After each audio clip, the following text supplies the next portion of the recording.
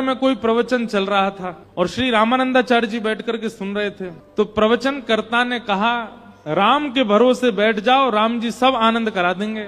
लेकिन यहां पर रामानंदाचार्य जी ने यही अर्थ लगा लिया कि राम राम करो तो राम जी पूरा जीवन पालन करा देंगे। तो रामानंदाचार्य जी व्यास जी से कहा, बोले भगवान आप व्यास मंच पर बैठे हैं, हम आपसे कुछ कह तो नहीं सकते, आपकी सारी बातें स्वीकार्य हैं, पर आप कह रहे हैं राम जी के भरोसे बैठ जाओ, राम जी रोटी खवा देंगे क्या? तो व्यास जी थोड़े से क्रोध में आ गए और क्रोध में आके उन्होंने कहा, हाँ अगर राम जी के बस में आ जाए तो राम जी रोटी भी खवा देंगे, तुमको कोई कुछ नहीं करना पड़ेगा, राम राम जपो बस, राम जी रोटी भी खवा देंगे। रामानंदाचार्य जी ने सारे गांव के लोगों को बुलाया, भैया देखो हमारी बात सुनो, मैं अपने गांव से कोसों दूर एकांत एक अज्ञात स्थान पर जा रहा हूं, ना रोटी लेके जाऊंगा ना दाल, कुछ नहीं लेके जाऊंगा अपने साथ, केवल राम राम जपूंगा।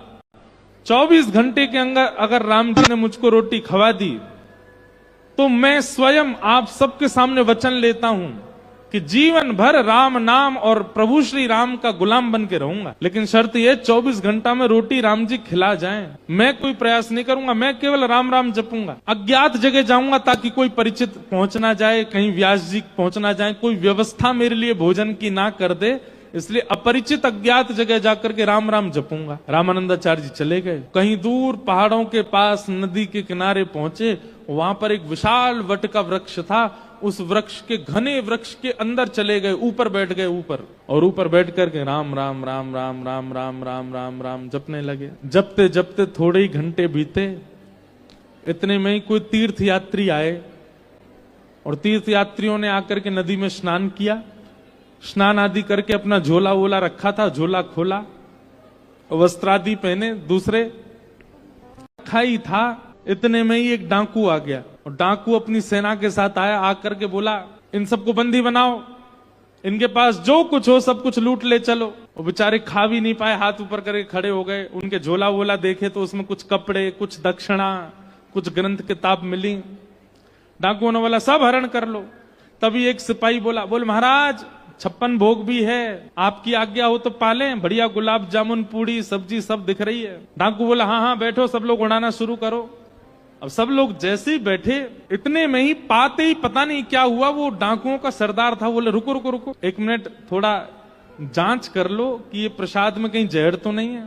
आसपास सब टटोलने लगे, व्यवस्थित तो है ना, कहीं ऐसा तो नहीं हमको मारने के लिए किसी ने षड्यंत्र किया हो। उन लोगों की जांच करी, हट पूर्वक पूछने लगे। उन लोगों ने कहा नहीं नहीं महाराज कुछ नहीं है, पास के गांव से लाए, आप लोग प्रेम से पाओ। डाकू बोला नहीं नहीं मुझे तो कुछ गड़बड़ लगती है। पेड़ पर वहां रामानंदाचार्य जी बैठे राम राम कर रहे थे, राम राम राम राम नीचे देख रहे थे। डाकू बोला मिल गया, षड्यंत्रकारी मिल गया, इसको नीचे उतार के लाओ। नीचे उतार करके लाए। रामानंदाचार्य जी ने हाथ जोड़े, राम राम राम राम राम चल रहा था उनका। बोले ये इसी की चाल है, ये किसी राजा का गुप्तचर है, इसने हमारे लिए विषैला भोजन यहाँ रखवा दिया ताकि हम लोग खाएं और खा करके हमारी मृत्यु हो जाए या हम बेहोश हो जाएं और ये पकड़ के हमको राजा के पास ले जाए। सब संग के बोले हाँ यही लग रहा। बोले अब एक काम करो, इसको हाथ पैर बांधो, इसका मुंह खोल के इसी को खिलाओ, जितनी सामग्री सब इसके मुंह में डालो। 2 सिपाहियों ने पांव बांध दिए, 2 ने हाथ बांध दिए। राम राम राम राम कीर्तन चल रहा था रामानंदाचार्य जी का। डाकुओं ने मुंह पकड़ा, जबरदस्ती खोला और जबरदस्ती खोल करके ये ले गुलाब जामुन खा।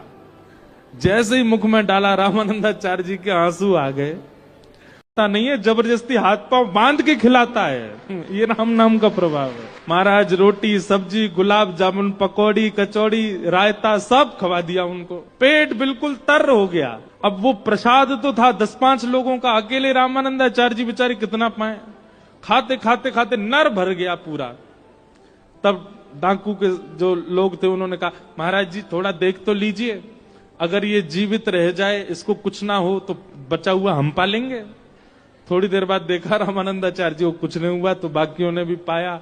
हाथ पांव खोले, हे भाई जब तेने कोई षड्यंत्र नहीं किया था तो ऊपर क्यों बैठा था तू?